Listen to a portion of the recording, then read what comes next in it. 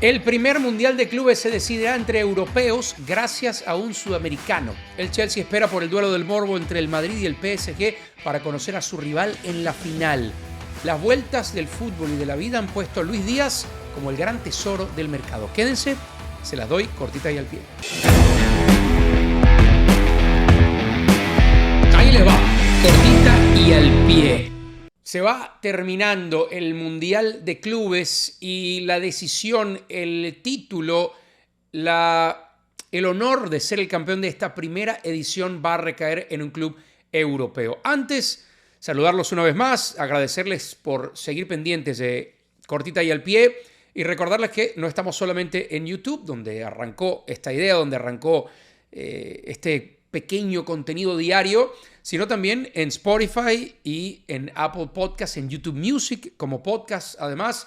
Así que poco a poco va creciendo este contenido. Es gracias a ustedes que se han ido suscribiendo al canal, que han ido siguiendo en distintas plataformas Cortita y al Pie, y también me han dado su feedback, porque en los últimos días hay gente que me ha escrito diciéndome que prefería el contenido más corto. Hay muchos que me han escrito que prefieren este contenido un poquito más largo, con estos videos, o si ustedes lo escuchan en plataforma de audio solamente, de unos 20 y tantos minutos de duración. Así que poco a poco le vamos dando la forma que a ustedes y a mí nos gusta. Pero arranco de una vez con los temas y el Mundial de Clubes se lleva el protagonismo.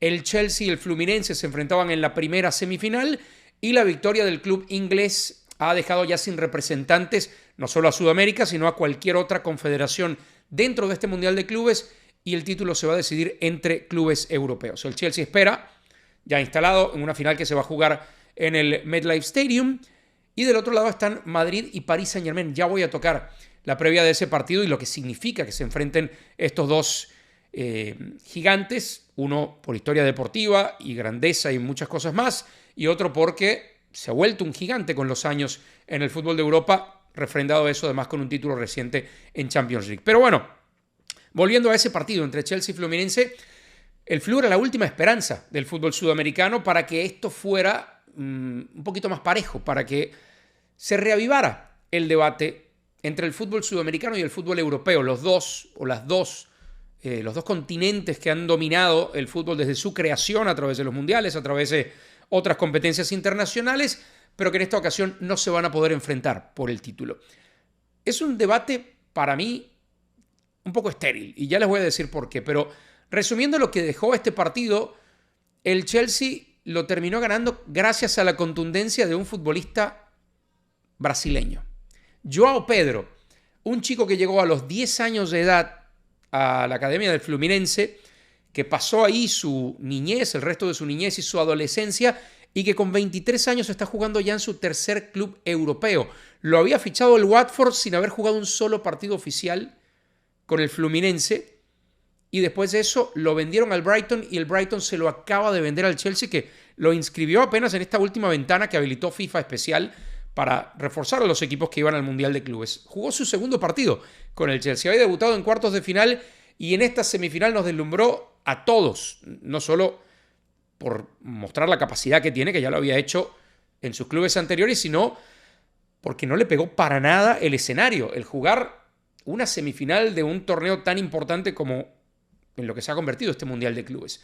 Dos pepinazos, dos riflazos de Joao Pedro acabaron con el Fluminense. El primero muy temprano en el partido, antes de los 20 minutos, después de un mal despeje, controla la pelota, la pone en el ángulo imposible, y después cuando quizá mejor jugaba el Flu, más o menos a los 10 minutos del segundo tiempo, llega una contra, se desbalanceó por completo el equipo brasileño y Joao Pedro volvió a aprovechar, mandó otro misil imposible de detener, y con esos dos goles el Chelsea escribe su nombre en la final del Mundial de Clubes. ¿Y por qué les decía que es un debate estéril? Para mí, no tiene por qué debatirse en una competencia de clubes si hay una superioridad futbolística de Sudamérica sobre Europa o de Europa sobre Sudamérica.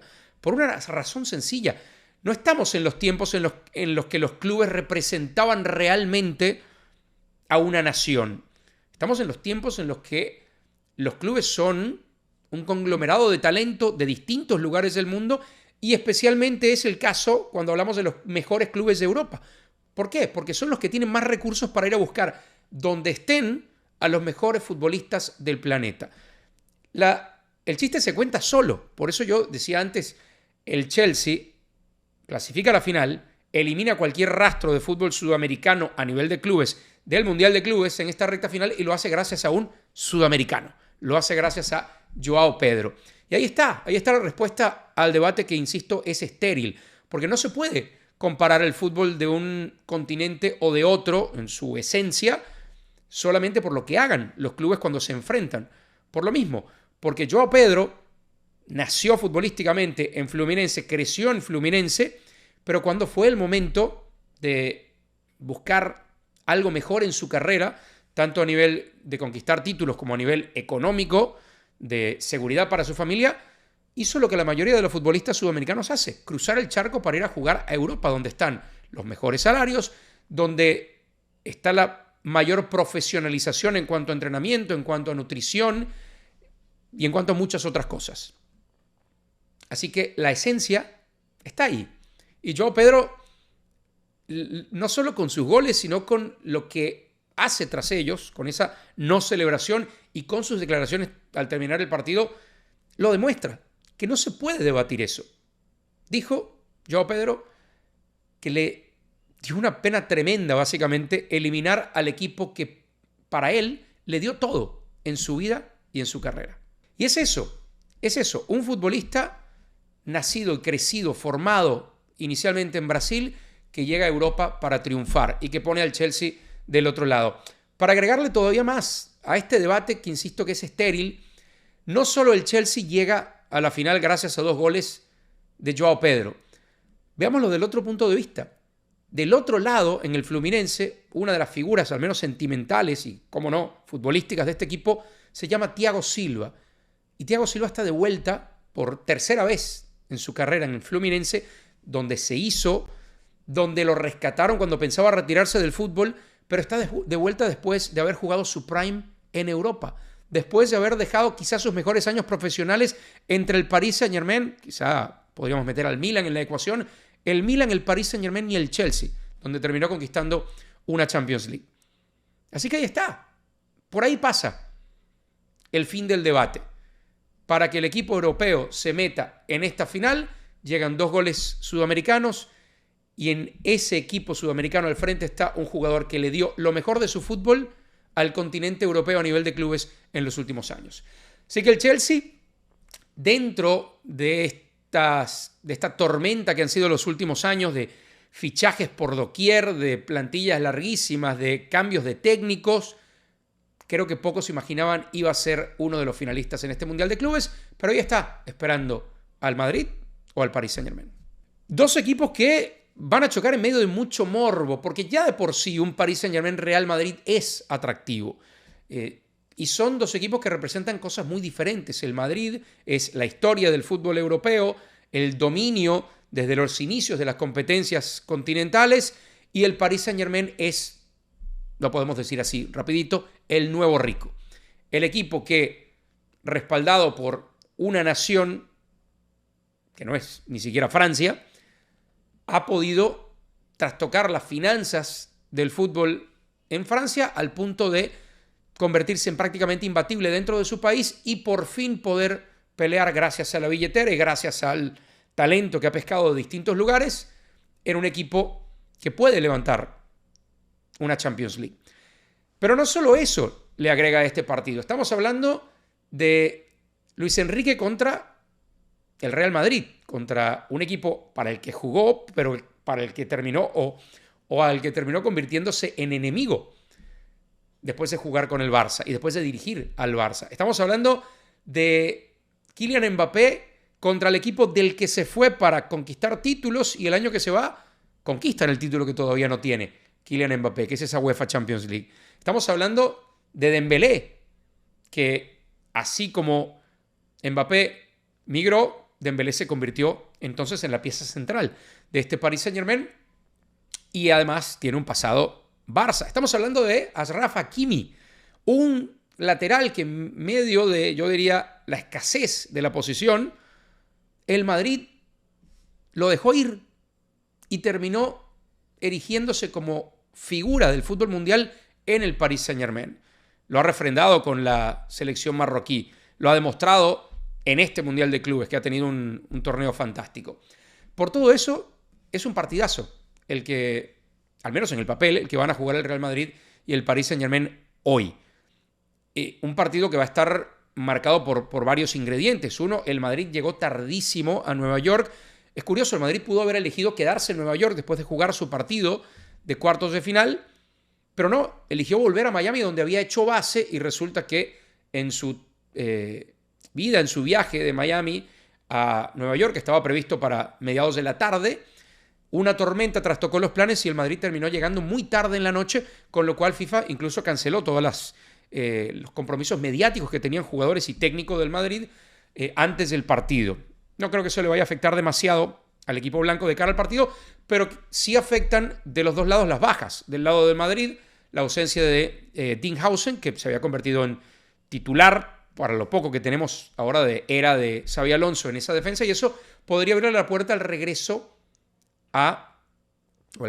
de Asensio, Raúl Asensio. Recuerda que Asensio arrancó el Mundial cuando todavía Rüdiger no estaba al 100% junto con Hausen en una defensa de dos centrales.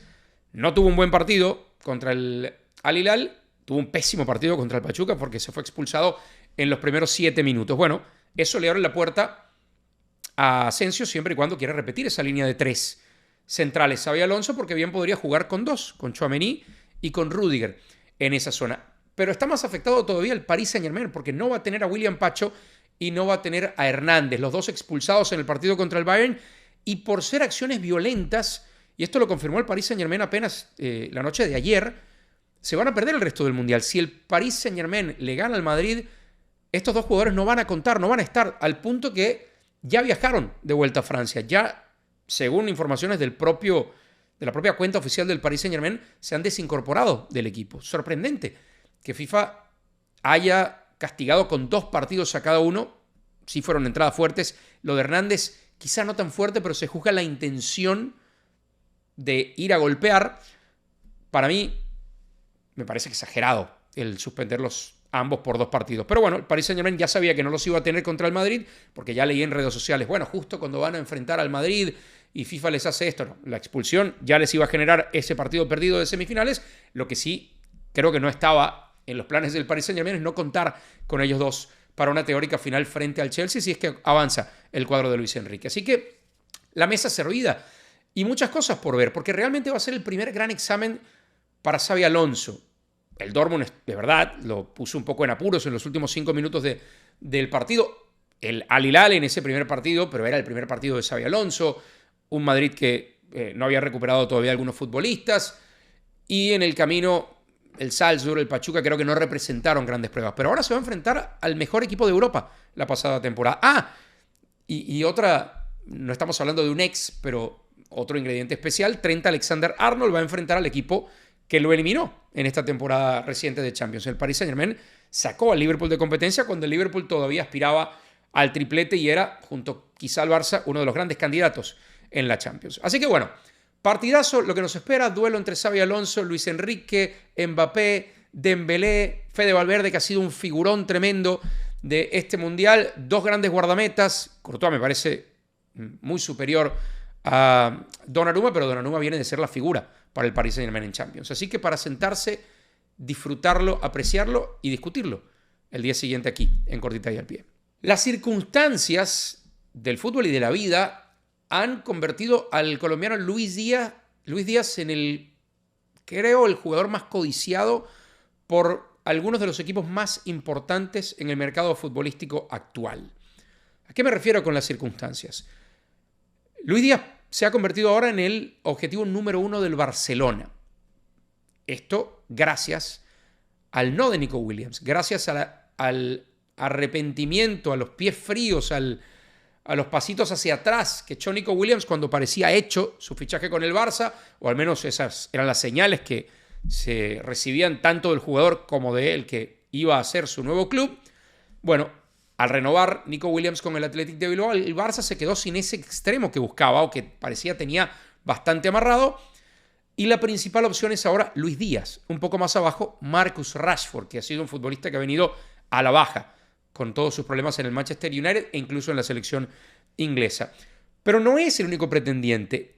El Bayern Múnich, que ya estaba interesado en Luis Díaz, con la lesión de Jamal Musiala, sin que Musiala sea propiamente un extremo, pero sí un futbolista de corte ofensivo, también necesita mucho más ir al mercado de fichajes a buscar a un futbolista que le genere desequilibrio, que le pueda generar asistencias y que le pueda generar goles. Y ese podría ser Luis Díaz. Pero además, las circunstancias de la vida complican todo, porque quizás si el Liverpool contemplaba la posibilidad de dejar ir a Luis Díaz, y muy seguramente a Darwin Núñez, el fallecimiento de Diogo Jota, que también podía jugar esa posición, complica un poco más las cosas para el Liverpool. El Liverpool, que por cierto, en un gran gesto, va a honrar el contrato que tenía Diogo Jota con el equipo, y todo lo que debía percibir como jugador en activo va a ser transferido a su familia. Pero fíjense cómo 3 eventos separados han influido en que hoy Luis Díaz tenga en sus manos el poder de decidir qué quiere hacer con el siguiente paso de su carrera futbolística y de su vida, evidentemente. Porque además hay alguien más dentro de este triángulo, ya terminaría siendo un cuadrilátero, ¿no? El Liverpool, que a esta altura no está seguro si lo va a dejar ir y que no creo que vaya a pedir menos de 50, 55 millones de euros por liberarlo, porque tiene contrato hasta 2027. El Barça, el Bayern, y hay un club más interesado, es el Al Nassr árabe, que probablemente sea el que menos problemas de todos tenga para tentar en lo económico a Luis Díaz, con un grandísimo salario, y además llenar cualquier petición económica que pueda hacer el Liverpool para liberar la transferencia de Luis Díaz. Con lo cual el colombiano se va a debatir entre 2 oportunidades futbolísticas muy interesantes, como son jugar para el Bayern o jugar para el Barça. Esto sí es que no decide quedarse en Liverpool, que es un club con muchísima historia y con muchísimo presente. Y una siguiente opción, que es resolver probablemente el futuro de su familia y la familia de su familia, dando el paso de irse al fútbol árabe. Un Al Nassr que además tiene mucho interés en reforzar el equipo, porque aseguró a Cristiano Ronaldo por 2 años más, y seguramente el portugués va a presionar porque este sea un equipo más competitivo. Recordemos que no ha ganado desde que llegó Cristiano ni la Liga, ni hablar de la Champions asiática. Así que ahí está. Las cartas están sobre la mesa para un Luis Díaz criticado en Liverpool porque no asistió al funeral de Diogo Jota en Portugal, se quedó en Colombia. Cada quien lidia con esas cosas como quiere y como puede, y que en horas recientes ha regresado a incorporarse a la pretemporada del club, pero que a día de hoy es difícil asegurar dónde va a jugar en la próxima temporada. Ustedes, si fueran Luis Díaz, ¿qué harían? Porque no es fácil decirle que no a la oferta del fútbol árabe.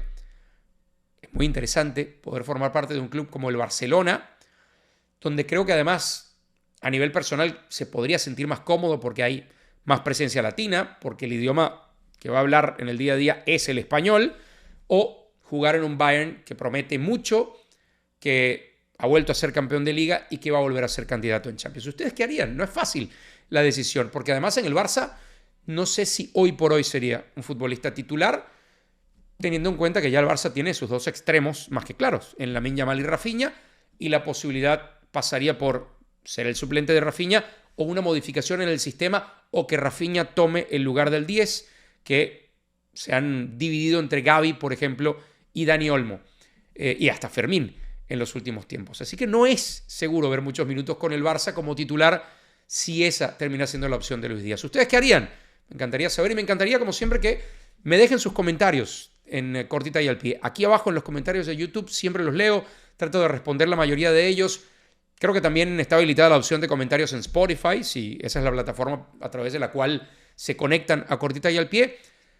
Y antes de despedirme les quiero agradecer otra vez, porque este contenido ha ido creciendo y es posible gracias a que ustedes se han suscrito al canal, han dejado sus likes, sus comentarios, y además me motivan mucho esos comentarios que dejan cuando en algún punto me dicen que este podcast se ha convertido en su compañía para ir al trabajo, o durante el trabajo, a veces en algún break, o haciendo lo que sea que estén haciendo en el momento de escucharlo o verlo. Así que muchas gracias y nos vemos en el próximo Cortita y al Pie.